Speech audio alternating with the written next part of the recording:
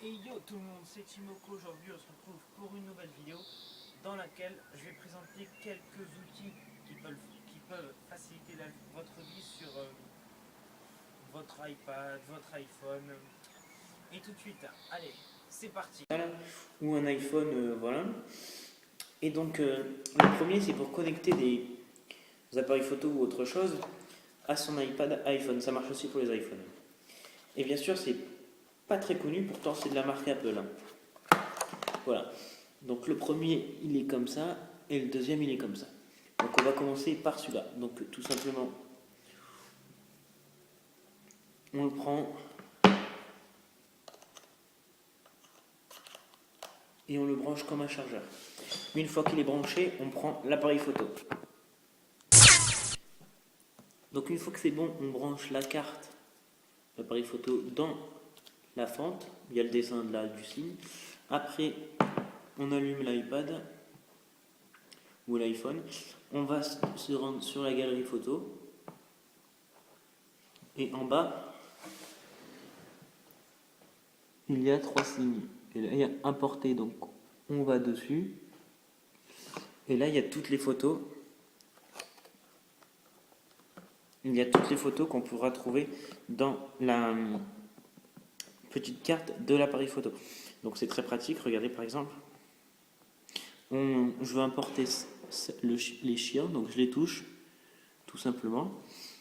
Et j'appuie sur en haut importer. Importer la sélection. Et là, elles vont automatiquement s'importer. Je ne sais pas si vous voyez, mais elles sont vertes toutes maintenant. Et donc là, elles sont importées.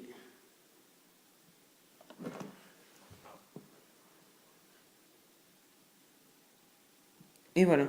Et donc là, on va dans l'album et nous avons les petits chiens. Donc voilà. Donc voilà. Après, on peut faire la même chose avec celui-là, mais ça marche avec des clés USB, je crois, normalement, qui ont des photos. Donc on passe tout de suite à un autre outil.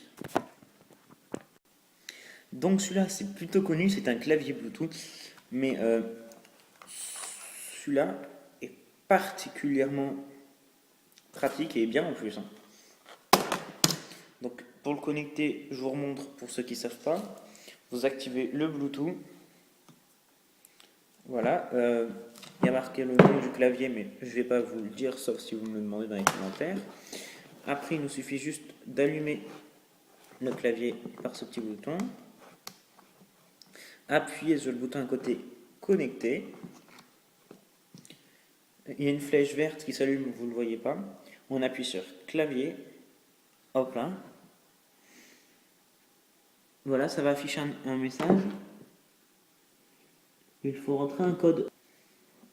Donc voilà, après on tape le code qui est 9855. Et je vous préviens, le code change à chaque fois. Après on appuie sur la touche entrée. Et là, regardez, le bouton pour retourner au menu principal. Hop là. Et donc là, le clavier est connecté par Bluetooth. Regardez.